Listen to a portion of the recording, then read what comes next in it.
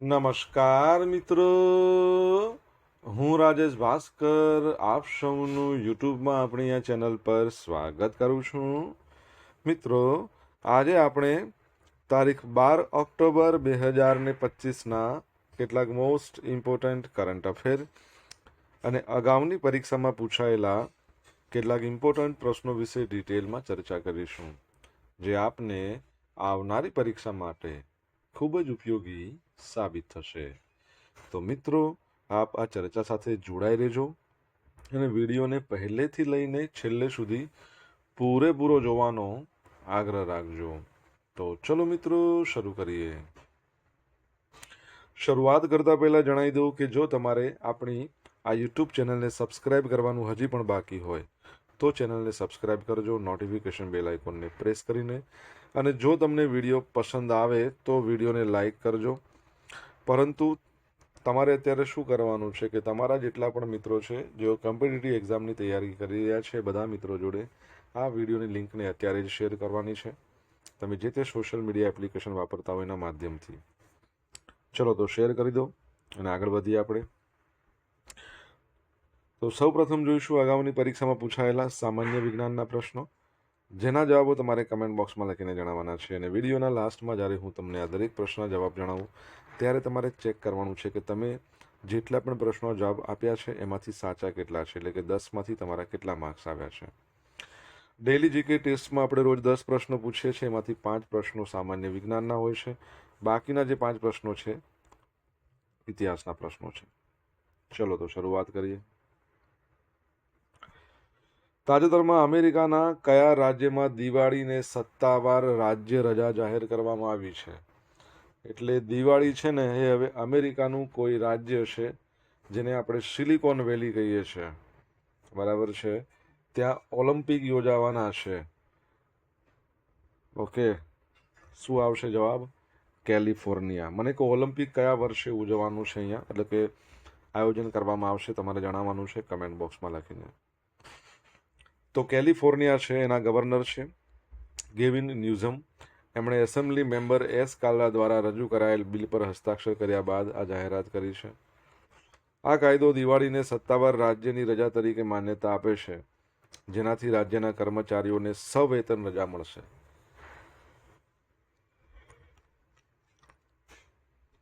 જેને pad leave કહીએ છીએ ને, એટલે સેલરી મળે અને રજાની રજા. શાળાઓ તેમજ સંસ્થાઓમાં આ તહેવારની ઉજવણી કરી શકાશે. અને આ નિર્ણયની સાથે કેલિફોર્નિયા દિવાળીને સત્તાવાર રજાનો દરજ્જો આપનાર ત્રીજા નંબરનું રાજ્ય બન્યું છે અમેરિકાનું. એક પેન્સિલ્વેનિયા છે, બીજું છે કનેક્ટિકટ અને ત્રીજું છે કેલિફોર્નિયા. ભારતીય અમેરિકન સમુદાય માટે આ એક ગૌરવની ક્ષણ આપણે કહી શકીએ. ઓકે, ચલો આગળ વધીએ. દર વર્ષે વિશ્વ સંધિવા દિવસ ક્યારે ઉજવવામાં આવે છે? તો આજનો દિવસ એટલે કે 12મી ઓક્ટોબરને કહેવાય છે વિશ્વ સંધિવા દિવસ, world આર્થરાઇટ્સ day.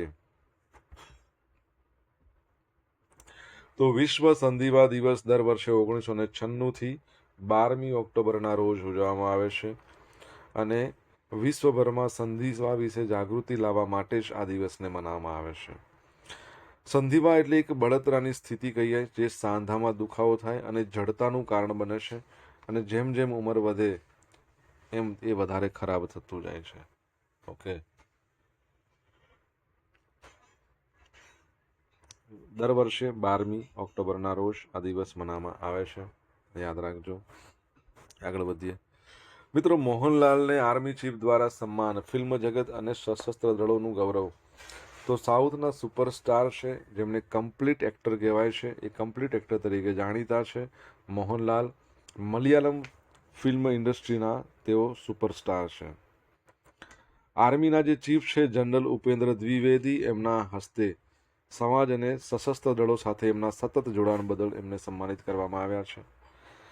Army chief general Upendra Dwivedi દ્વારા એમને આર્મી હેડક્વાર્ટર ખાતે ચીફ ઓફ આર્મી સ્ટાફ પ્રશંસા કાર્ડ આનાથી સન્માનિત કરવામાં આવ્યા છે. મોહનલાલ ભારતીય ટેરિટોરિયલ આર્મીમાં લેફ્ટનન્ટ કર્નલનું માનદપદ મેળવનાર પ્રથમ અને એકમાત્ર ભારતીય અભિનેતા છે. તેમને 2009માં આ પદ મળ્યું હતું. તમને ખ્યાલ હશે જ કે દાદા સાહેબ ફાળકે પુરસ્કાર પણ મોહનલાલને મળ્યો છે. કયા વર્ષનું તમારે કહેવાનું છે?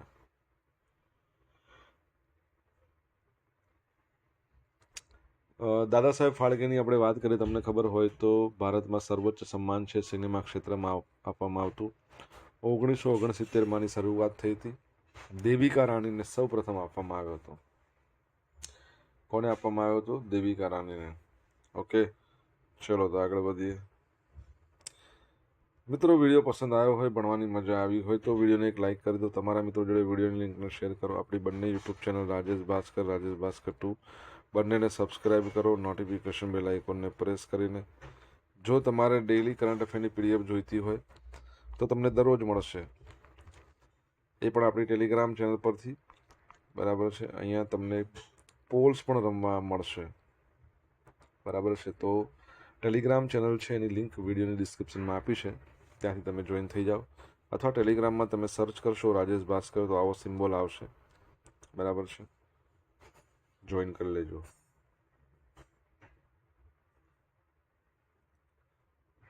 ભારતમાંથી કોણ પ્રથમ વખત મિસિસ યુનિવર્સ બન્યા છે? તો શેરી સિંહ, જેઓને તમે ઇમેજમાં જોઈ શકો છો, શેરી સિંહ બની ગયા છે મિસિસ યુનિવર્સ. તો ભારતીય મહિલા શેરી સિંહ ગ્લોબલ સૌંદર્ય સ્પર્ધાના ઇતિહાસમાં ભારતનું નામ સુવર્ણ અક્ષરોમાં અંકિત કર્યું છે. ફિલિપાઇન્સના મનીલામાં યોજાઈ હતી પ્રતિષ્ઠિત મિસિસ યુનિવર્સ 2025. એની ફિનાલેમાં એમને તાજ પહેરાવવામાં આવ્યો હતો. શેરી સિંહ આ સ્પર્ધામાં ભારત માટે પ્રથમ મિસિસ યુનિવર્સનો તાજ જીતીને ઇતિહાસ એમણે રચ્યો છે. આ 48મા નંબરની આવૃત્તિ હતી અને વિશ્વભરમાંથી 120થી વધુ સફળ મહિલાઓએ ભાગ લીધો હતો. મનીલાના ઓકાંડામાં યોજાયેલા આ કાર્યક્રમમાં શેરી સિંહની આત્મવિશ્વાસપૂર્ણ હાજરી, સ્પષ્ટ વક્તવ્ય અને મહિલા સશક્તિકરણ તેમજ માનસિક સ્વાસ્થ્ય જાગૃતિ પરનું સશક્ત હિમાયત એક અલગ તરી આવ્યું હતું. First runner up Mrs Saint Petersburg, second runner up Mrs Philippines. અને નવી દિલ્હીના રહેવાસી આ શેરીના વાત કરીએ, શેરી સિંહ, તો એમના લગ્ન સિકંદર સિંહ સાથે 9 વર્ષ પહેલાં થયા હતા. તેઓ એક દીકરાની મમ્મી પણ છે. જો મિસ યુનિવર્સની વાત કરીએ, અહીંયા મિસિસ યુનિવર્સ આપણે ભણી રહ્યા છે એટલે મેરિડ હોઈએ. ભારતમાં મિસ યુનિવર્સ સૌપ્રથમ બન્યા હતા સુસ્મિતા સેન. બરાબર. પછી લારા દત્તાએ બન્યા હતા, હરના સંધુ પણ બન્યા હતા. ભારતમાં પ્રથમ મિસ વર્લ્ડ કોઈ પૂછે તો રીટા ફારિયા.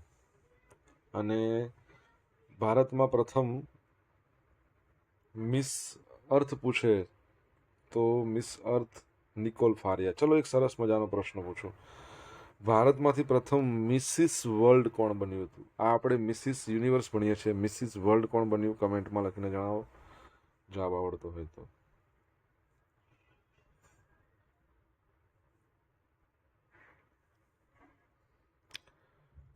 ગોવા શિપયાર્ડ લિમિટેડ, એના દ્વારા નિર્મિત છે 8 અદમ્ય ક્લાસ ફાસ્ટ પેટ્રોલ જહાજો. એની શ્રેણીમાં બીજું જહાજ ભારતીય કોસ્ટગાર્ડમાં સામેલ થયું. એનું નામ શું છે? તો અક્ષર. શું છે? અક્ષર. તો 8 અદમ્ય ક્લાસ ફાસ્ટ પેટ્રોલ જહાજોની શ્રેણીમાં બીજું જહાજ ભારતીય કોસ્ટગાર્ડ જહાજ છે અક્ષર. 4 ઓક્ટોબરના રોજ પુડુચેરીના કરાઈકલ ખાતે સેવામાં સામેલ થયું. 51 મીટરની લંબાઈ છે આની. આ જહાજને ગોવા શિપયાર્ડ દ્વારા બનાવવામાં આવ્યું છે. સ્વદેશી રીતે ડિઝાઇન કરવામાં આવ્યું છે અને 60% વધુ આના જે સામગ્રી છે સ્વદેશી છે. સરકારનું મેક ઇન ઇન્ડિયા આ પહેલને આગળ ધપાવે છે. અંદાજે 320 ટન એની વિસ્થાપિત ક્ષમતા છે. અને અક્ષરની વાત કરીએ તો ટ્વિન 2-3000 કિલોવોટ ડીઝલ એન્જિન દ્વારા સંચાલિત થાય છે. બરાબર છે. આ જહાજો સ્વદેશી રીતે, અને હા, તેની મહત્તમ સ્પીડ 27 નોટિકલ માઇલ છે. 1 નોટિકલ માઇલ એટલે 1.852 કિલોમીટર. 1500 નોટિકલ માઇલની એની સહન શક્તિ છે. આટલું તે ખેંચી શકે છે. આ જહાજ સ્વદેશ રીતે વિકસિત કંટ્રોલેબલ પિચ પ્રોપલ્સ અને ગિયરબોક્સથી સજ્જ છે, જે શ્રેષ્ઠ મેન્યુવરેબિલિટી અને ઓપરેશનલ સ્થિતિસ્થાપકતા પ્રદાન કરે છે. તેની અદ્યતન શસ્ત્ર પ્રણાલીઓમાં 30 mm CRN-91 gun, 2 12.7 mm stabilise remote control gun, એનો સમાવેશ થાય છે, જે ફાયર કંટ્રોલ સિસ્ટમ સાથે સંકલિત છે. હવે કમાન્ડર કોસ્ટગાર્ડ રીજન પૂર્વ એના વહીવટી નિયંત્રણ હેઠળ કરાઈકલ સ્થિત ICGS અક્ષરને દરિયાની દેખરેખ, દરિયાકાંઠની સુરક્ષા, કાયદા અમલીકરણ ફરજો એના માટે તૈનાત કરવામાં આવ્યો છે. ઇન્ડિયન કોસ્ટગાર્ડની વાત કરીએ, ફોર્મેશન એનું 1 ફેબ્રુઆરી 1977 એનો એક્ટ આવ્યો હતો 1978. તમારે જણાવવાનું છે એના ડિરેક્ટર જનરલનું નામ શું છે. બાકી એનું મુદ્રાલેખ બહુ જબરજસ્ત છે. વયમ રક્ષામહ, અમે રક્ષા કરીશું, વી પ્રોટેક્ટ. ઓકે, આગળ વધીએ. મુંબઈમાં ગ્લોબલ ફિનટેક ફેસ્ટ 2025નો પ્રારંભ. તો વિશ્વના સૌથી મોટા નાણાકીય નેતાઓ અને નવીનતાઓના પૈકીના એક ગ્લોબલ ફિનટેક ફેસ્ટ એની 6ઠ્ઠી આવૃત્તિ મુંબઈમાં જીઓ વર્લ્ડ સેન્ટર ખાતે. આ વર્ષની ઇવેન્ટની થીમ છે એક બહેતર વિશ્વ માટે નાણાંને સશક્ત બનાવવું, જે AI દ્વારા સંચાલિત હોય. હવે 75 દેશોમાંથી 75,000 કરતાં વધારે કંપનીઓ, 400થી વધારે પ્રદર્શકો, 70 વૈશ્વિક નિયમનકારી સંસ્થાઓ જેમ કે સિંગાપોરની MIS, જર્મનીની ડચીસ બરાબર છે એમાં ભાગ લઈ રહ્યા છે. કેન્દ્રીય નાણામંત્રી નિર્મલા સીતારમણે આનું ઉદ્ઘાટન કર્યું અને ભાગીદાર દેશ આ વખતે UK છે. યુકેના પ્રાઇમ મિનિસ્ટર છે. ભારતની મુલાકાત લીધી હતી એમણે. શું નામ છે એમનું? કમેન્ટમાં લખો.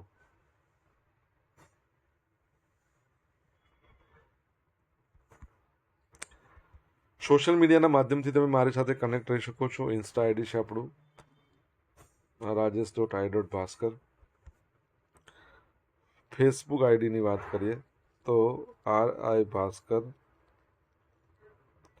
અને ટેલિગ્રામ ચેનલ છે આપણી રાજેશ ભાસ્કર, જ્યાં તમને ડેલી કરંટની PDF મળશે અને પોલ્સ પણ રમવા મળશે. વર્ષ 2025 માટે નોબેલ શાંતિ પુરસ્કાર કોને આપવામાં આવ્યો છે? તો મારિયા કોરિના મચાડો. બરાબર, ડોનાલ્ડ ટ્રમ્પનું સપનું અધૂરું રહી ગયું આ વર્ષે.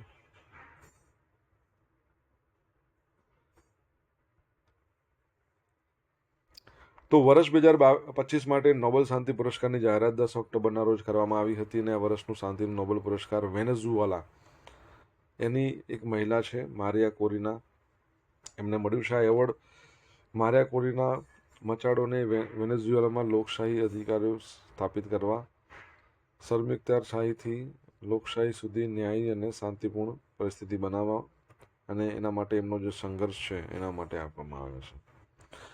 નોર્વેજિયન નોબેલ, જો યાદ રાખજો, શાંતિનો નોબેલ પ્રાઇઝ નોર્વે આપે, બાકી બધા સ્વીડન આપે. તો નોર્વેજિયન નોબેલ સમિતિનું કહેવું છે કે જ્યાં સુધી સરમુખતારો સત્તા કબજે કરે છે ત્યારે આઝાદી માટે લડતા બહાદુર લોકોને ઓળખવા માટે ખૂબ જરૂરી છે, જેઓ ઊભા થઈને વિરોધ કરતા હોય. આમણે પણ એવું જ કર્યું છે ને, લોકશાહી માટે. બરાબર છે. સમિતિ આ સમયે વેનેઝુએલાની પરિસ્થિતિ પર ધ્યાન કેન્દ્રિત કરવાનું નક્કી કર્યું છે. દર વર્ષે નોર્વેની રાજધાની ઓસ્લોમાં શાંતિ પુરસ્કાર યોજાય છે અને 10 ડિસેમ્બર 2025ના રોજ ઓસ્લોમાં તે આપવામાં આવ્યો.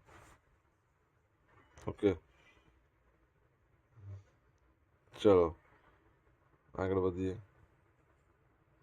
એક વાત યાદ આવે છે, નોબેલ પ્રાઇઝની વાત આવી ને, મધર ટેરેસાને કયા વર્ષમાં મળ્યો હતો નોબેલ પ્રાઇઝ ખબર છે શાંતિ માટેનો?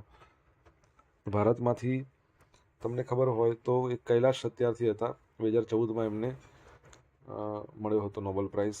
સાથે સાથે પાકિસ્તાનની કાર્યકર્તા 17 વર્ષની એજ, એમને પણ મળ્યો હતો. બંનેને સાથે મળ્યો હતો સંયુક્ત રીતે. કે યાદ રાખજો. DRDO અને અઝીમ પ્રેમજી ફાઉન્ડેશનને ચેન્જ મેકર સન્માન. તો તાજેતરમાં યોજાયેલ બિઝનેસ 9 ચેન્જ મેકર એવોર્ડ્સમાં ભારતની પ્રગતિના 2 મુખ્ય આધારસ્તંભો ટેકનોલોજી અને સામાજિક વાયુને સમર્પિત કરવામાં આવ્યા હતા. Change maker of the year DRDO સંરક્ષણ ટેકનોલોજીમાં સ્વદેશીકરણને આગળ ધપાવવા બદલ DRDO દ્વારા મિસાઇલ્સ અને સ્ટ્રેટેજિક સિસ્ટમનું ડાયરેક્ટર જનરલ રાજાબાબુ જે ઉમલાનેન્જી એમને આ સન્માન મળ્યું હતું. Iconic change maker Azim Premji ફાઉન્ડેશનની વાત કરીએ તો શિક્ષણ, આરોગ્ય સંભાળ અને સમગ્ર ભારતમાં વંચિત બાળકોના સામાજિક ઉત્થાન માટે દાયકાઓથી ચાલી રહેલા મોટા પાયાના કાર્યો બદલ આપવામાં આવ્યો છે પુરસ્કાર. DRDO defence research and development organisation 1 January 1958માં સ્થાપના થઈ. હેડક્વાર્ટર એનું આવેલું છે ક્યાં? DRDOની વાત કરીએ છીએ નવી દિલ્હીમાં. એના અધ્યક્ષનું નામ શું છે? ડૉક્ટર સમીર બી કામત. મને કહો DRDOનો મુદ્રાલેખ શું છે?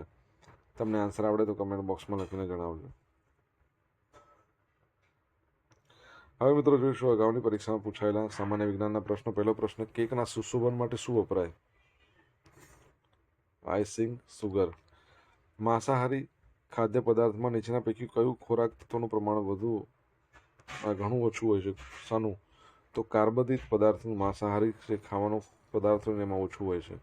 નીચેના પૈકી કયું પોષક તત્વ ઈંડામાં હોતું નથી? તો વિટામિન સી ના હોય. હવે આપણે જોઈશું